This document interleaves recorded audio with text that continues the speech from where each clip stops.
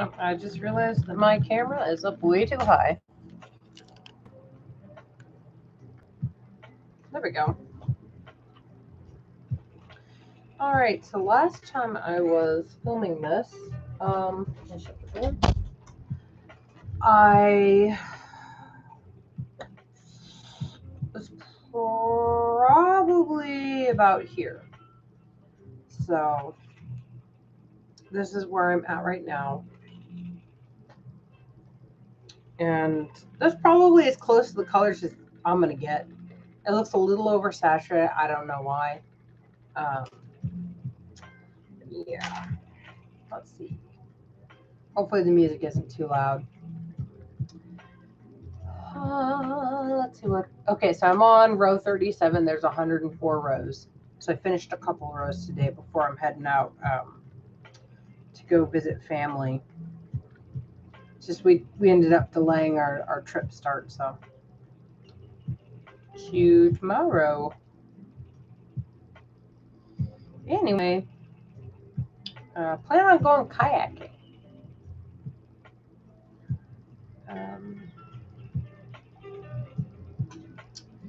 We're up now. I probably never mentioned it on here. Obviously, my husband and a couple of my friends who watch this would know, but got chickens, and I'm up to about 18 chicken eggs a day now. And I have to make sure that I grab them every day because if I don't, one of them, Lucifer, she's one of my favorite hens who got her name when she was a little one. So, and it was definitely appropriate at the time. It's still kind of appropriate because she likes to steal treats from others. But yeah, so for a nickname, I call her Lucy. But she is a super broody. I mean, as soon as there's a pile of eggs, she goes broody. She's like, I want to hatch these eggs. I want to have more kids. Well, I've already have 8 of her kids, so I'm good. And they're starting to get up there in years. They're starting to get up there in age. Let me actually check. So excuse me, she hatched at the beginning of June, like June.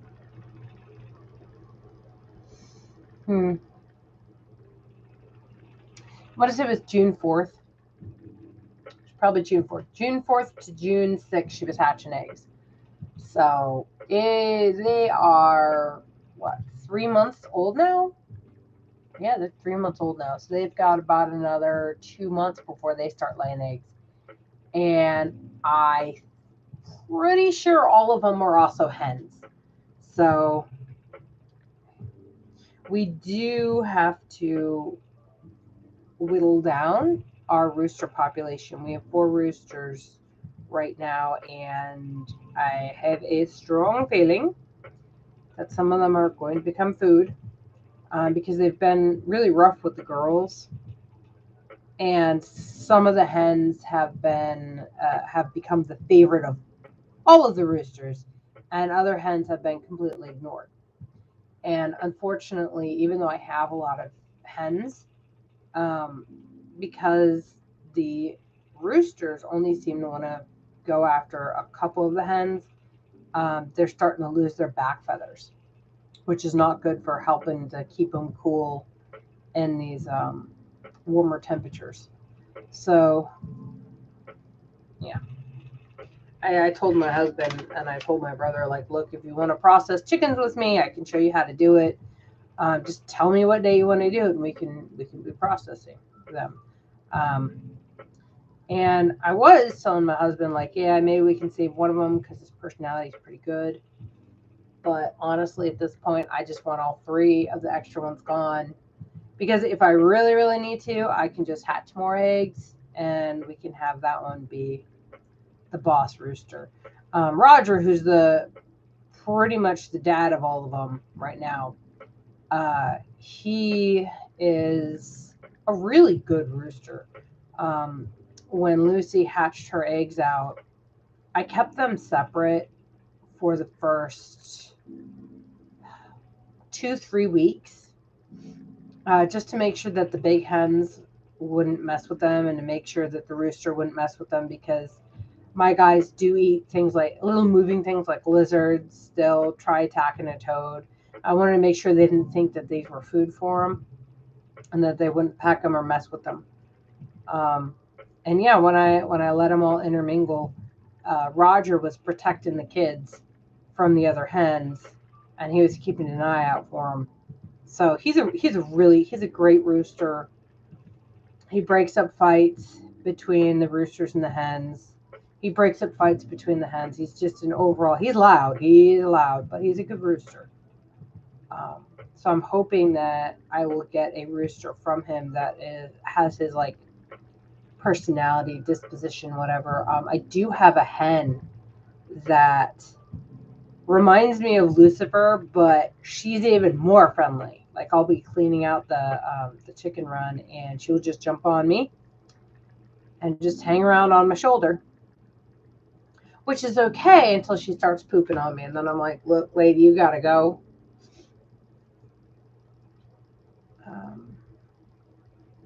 But yeah, so I'm looking in the little the preview of this image, right, as it's going out live, and I realize this looks a whole lot bigger on this than it looks to me, which is very interesting.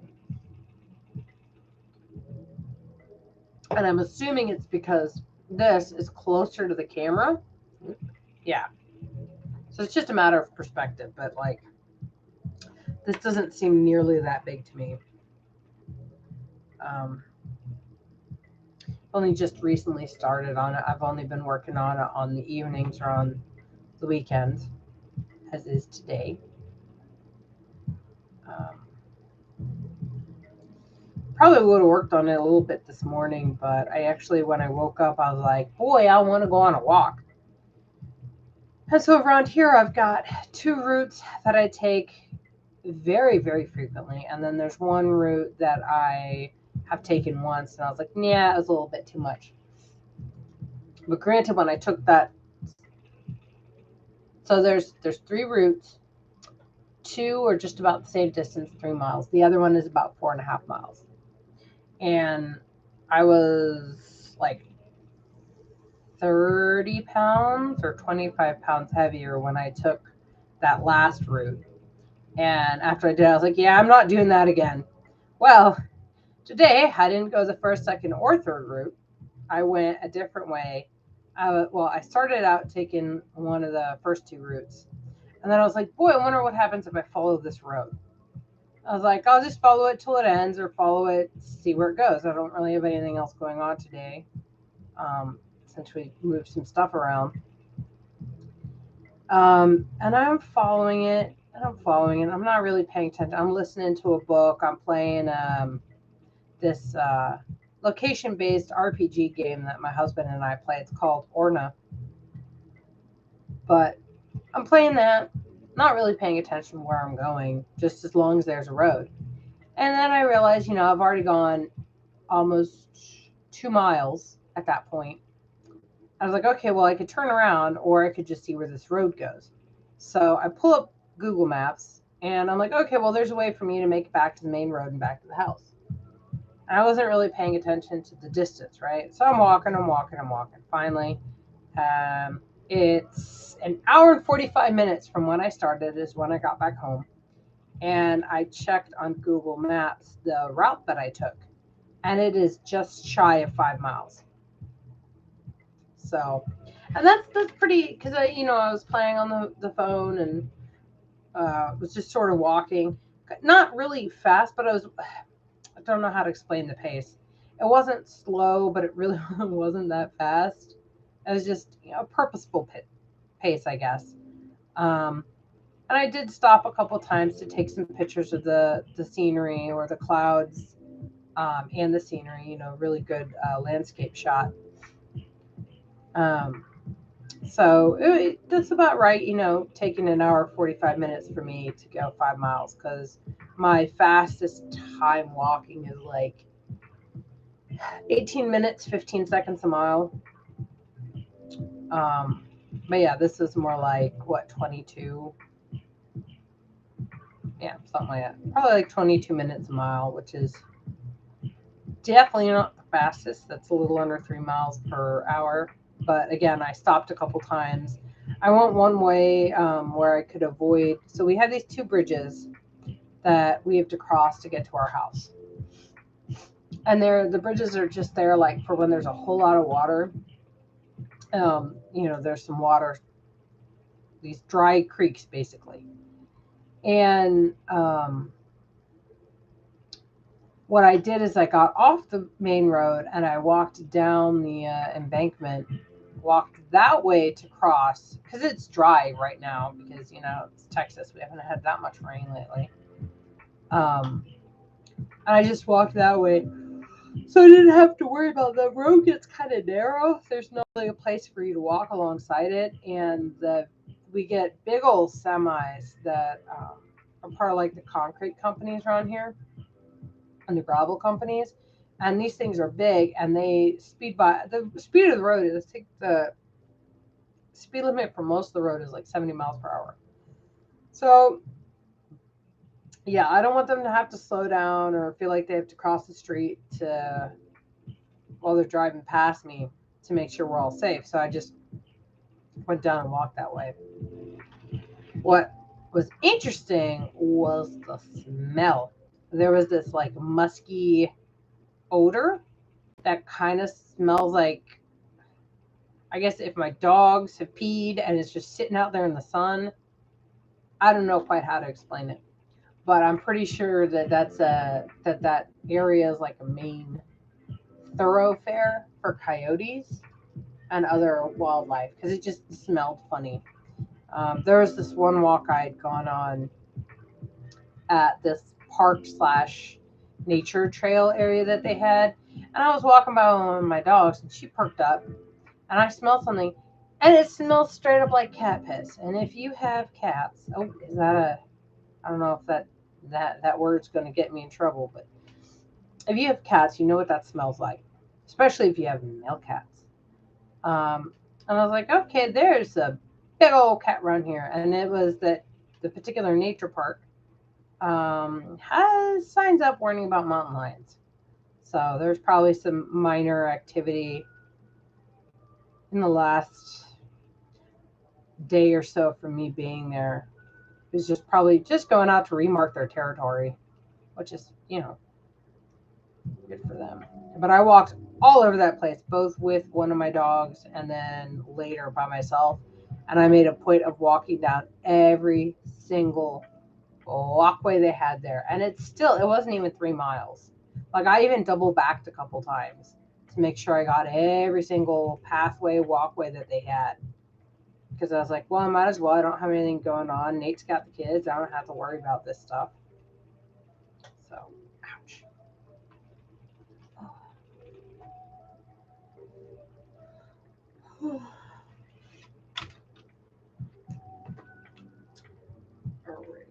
It's going it's actually looking pretty good. I had planned out the first section, like this first section right here. I planned this out with color wise on the coloring thing that the lady has. And then this section I kind of sort of winged, where it goes this maroon, light blue, dark. Well, okay. It goes maroon, light blue, maroon, light blue, maroon, dark blue, red. Red. Then I had to do a few more rows of red because of the way it was set up, and then it was black. Then it goes maroon, red, royal blue, I guess is a better term for it. Light blue, red, and then maroon again, and now I'm doing black because I'm trying to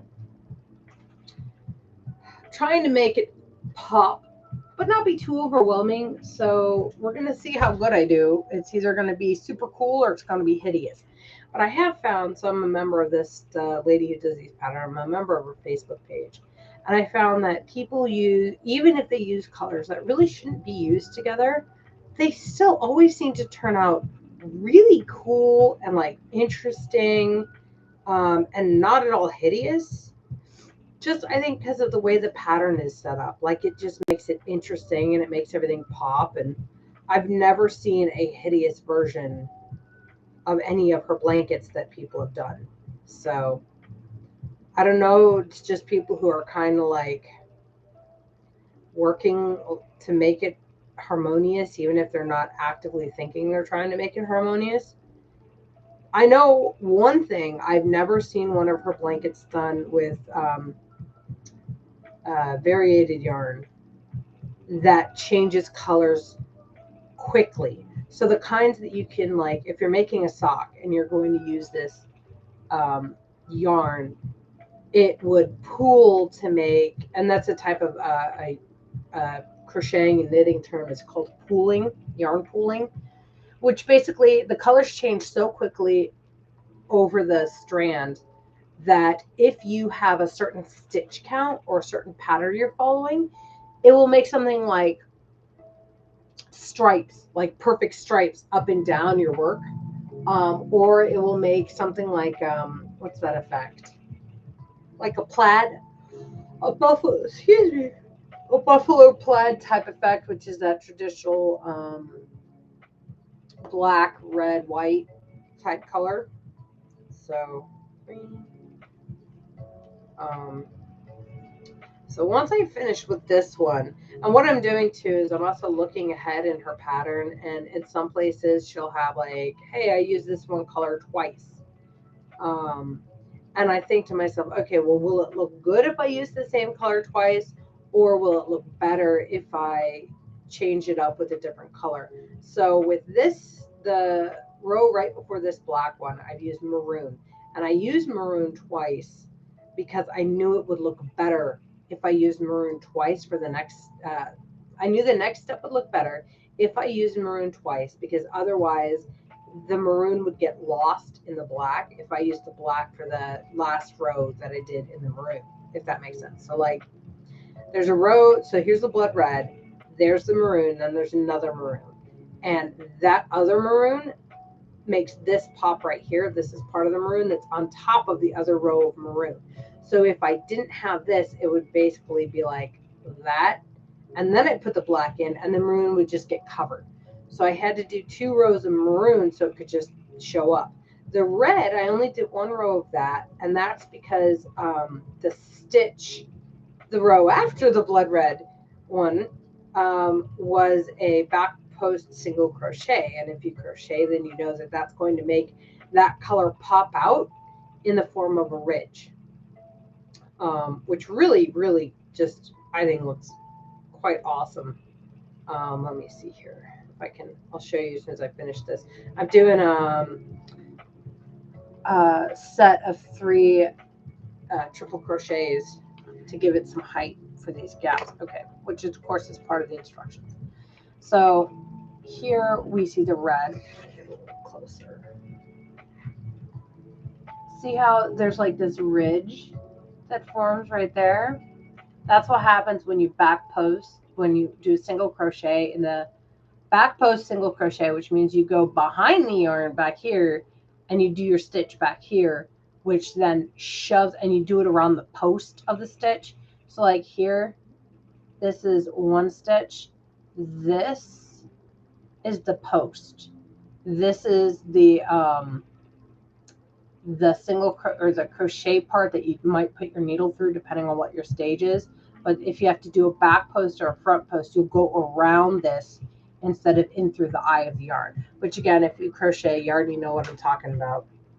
Generally, I mean, you could be a beginner crocheter, so I apologize if that's the stage where you're at right now.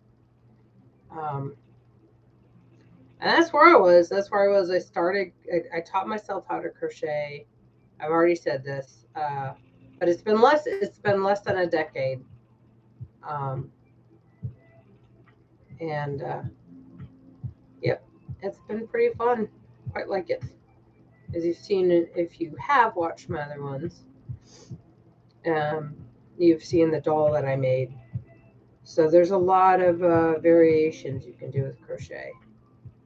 A lot of different things you can make. You can make socks, gloves. Okay, so gloves generally not so much unless you use, I think, a thinner yarn.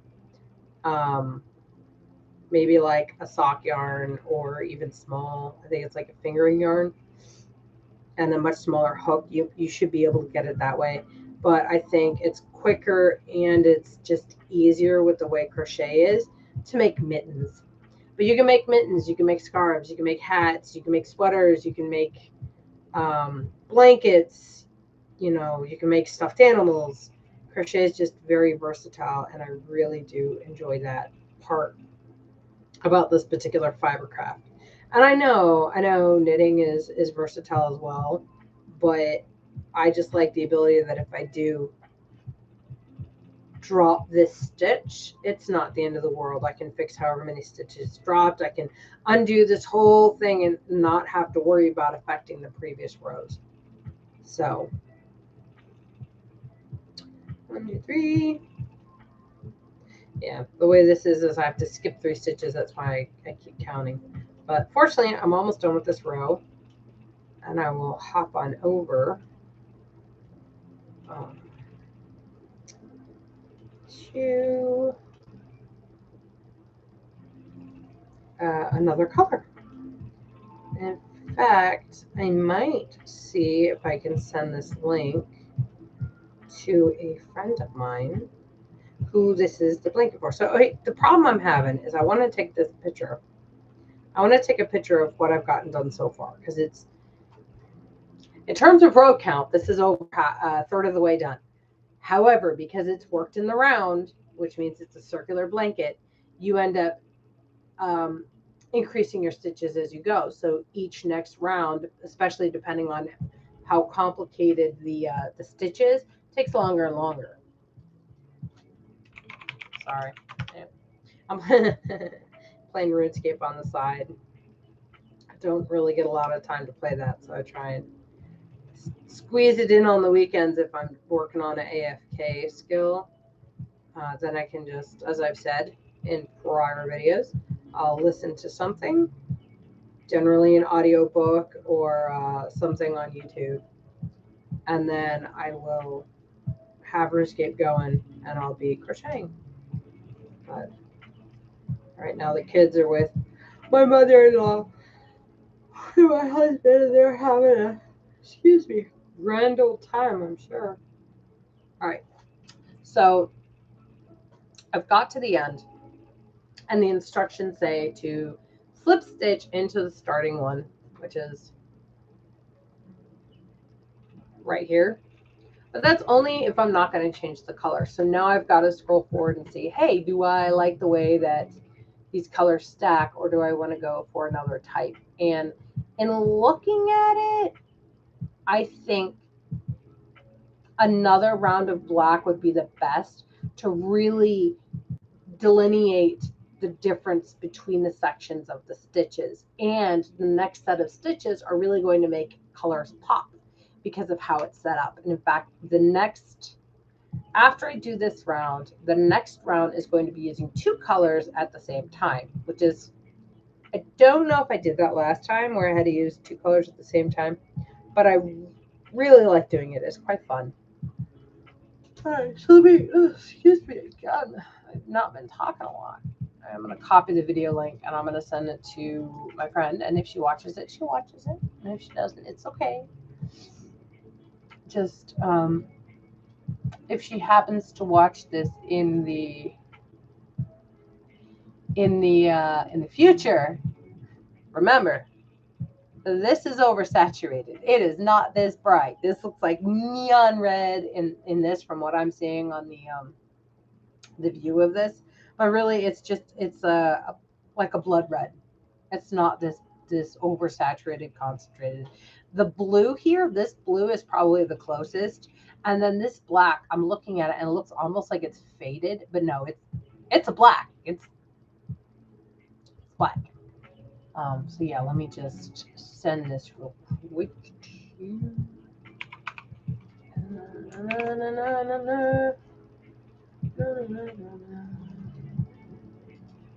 Hopefully she's got the day off. She might not. That's okay. There we go.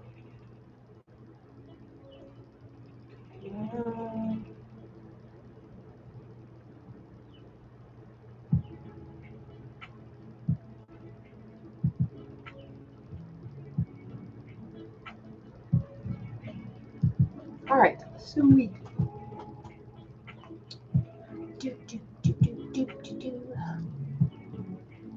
Kind of wish this was more lo-fi, but that's okay. All right. So yeah, like I said, I'm gonna continue on with the black, and then on row. So this is starting row 20, or sorry, starting row 38. So I'm just gonna pop this one in, slip stitch, chain one, single crochet, and then single crochet in the next stitch. We're gonna be doing the same crochet. The person who created this pattern also has videos, so I'm trying and failing, but I'm trying really hard to not like give too much details away. This is one of her free ones though. This is one of her free ones, so I'm going to try and make sure that in the description I put down that I put down the link to. Oh hey Saki, I heard him breathing hard. I was like, no, what's going on? He's good. All right, so let's see. Chin, yep. Okay. Next 7 stitches. 1, 2, 3, 4, 5, 6, 7. And what's funny about her instructions is sometimes she says make sure not to forget the hidden stitch, the hidden first stitch, which sometimes when you're crocheting, the first stitch in the corner is gonna be hidden, so you got to push the stitches to the side, get it in through the eyelet, if you want to call. I don't know exactly what it's called, and then crochet from there.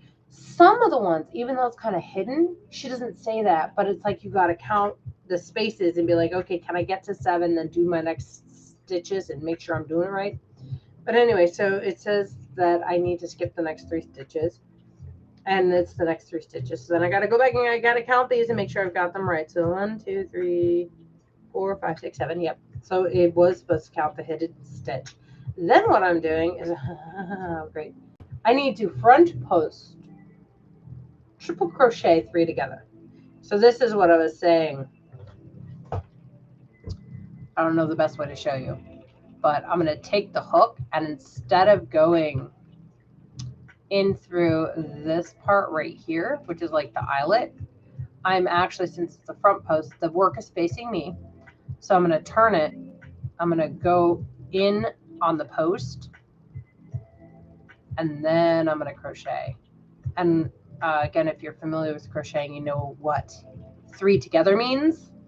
But it basically means that my starting loop that's on my hook does not go away, nor the last loop from the move my finger, the last loop from the stitch. So now I have that first stitch, then I have for the first of the triple crochet, the second and the third, and then I will stitch them all together, and that's that. So now it's technically 1 stitch now. And then it's telling me I got to chain 5.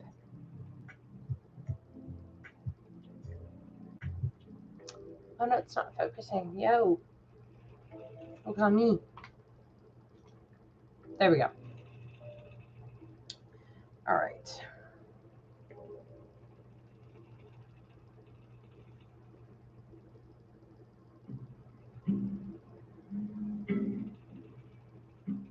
And yep. Here we go.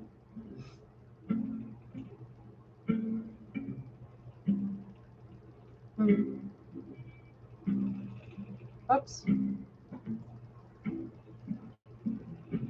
I don't know how, but sometimes I'll be going, whoa, no. I wasn't paying attention, and I didn't. I'm like, boy, this looks funny, and I kept going, but I wasn't doing the front post, so that's my fault, isn't it? Which is fine. It's not like this is a particularly complicated stitch. It's just one that takes a little bit of time, but just gotta be aware of my loops.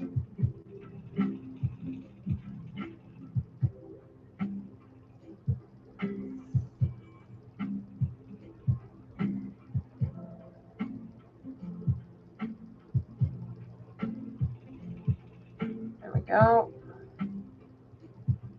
1, 2. Absolutely random, but there's this brand of ice cream that is really good.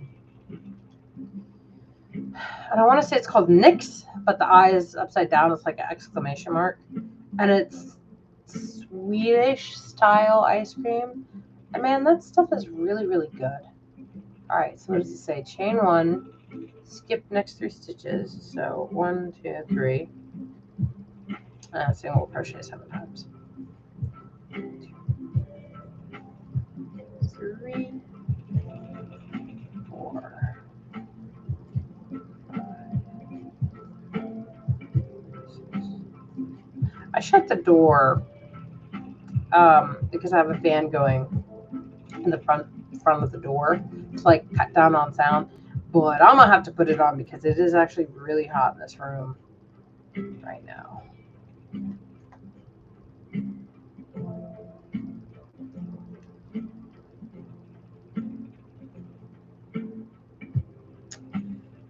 Oh boy. Okay, see, like here I can't actually see that first stitch. So I'm gonna have to just stitch again into that same chain 1 spot. I'm sure plenty of people do it. But it just makes it easier. Crochet on down. And unlike most people, I don't tend to count my stitches every single row. This is one that I'm doing just to make sure everything's still lining up. But it's only about every 3 or 4 rows, unless there's something major that's not working. Will I actually make sure to verify my stitches each time. So that one worked. We're going to start up our chain 3 together, or our crochet 3 together again. At least this goes pretty fast because you have these like these 5 chains that go over, and so you're actually covering a lot of distance in a little amount of time with these big expansive stitches. Go. 1, 2, 3, 4, 5. Oh, I got a message on Discord. Say don't pick. Oh.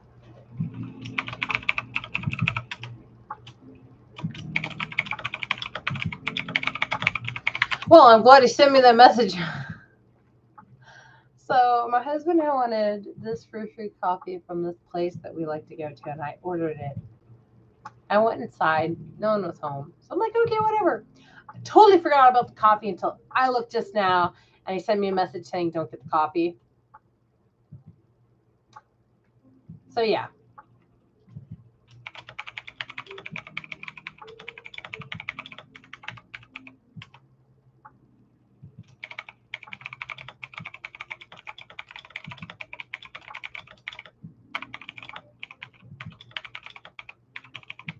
There we go. Whoops. Well, good thing I know now instead of like tomorrow morning. So I should probably, I'm going to wrap this up soon then, and I'm going to go get it out of the car because it's like 90 degrees outside. You know, a car gets so much hotter. Go. Okay, so I locked it. I chain 1. 1, 2, 3.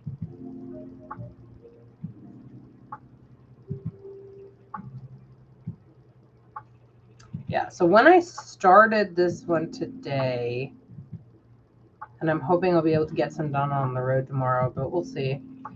When I started this one today, I'll show you what color I was at. Let's get this part done. 1. And what's interesting is the instructions tell me to put one of these, put a marker in the chain 1 space. And I really shouldn't need to do that because it's super easy to find the chain 1 space. So I'm thinking that these instructions are for maybe a lower gauge, a lower thickness of yarn. But that's fine. I like these. I like these markers because you can lock them in place, and they're also super cheap. All of these are super cheap. Oh, whoops. Okay, so I got to the end, chain one, and start attaching them together. I'll probably cut it short after this set of crochet togethers, and then I'm going to deal with that stuff out in the car.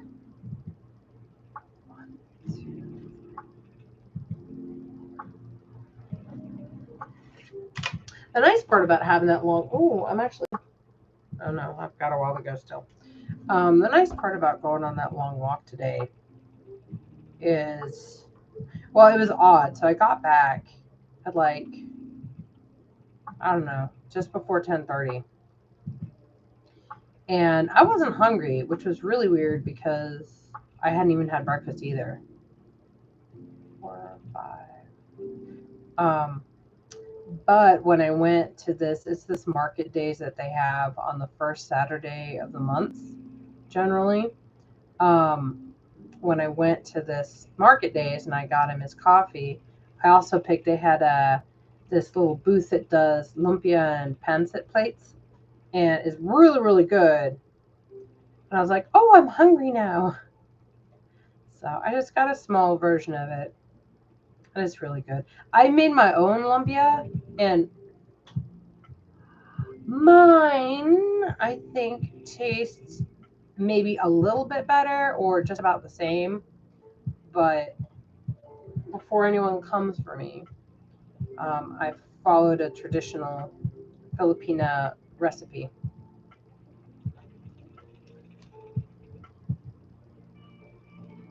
Oh. All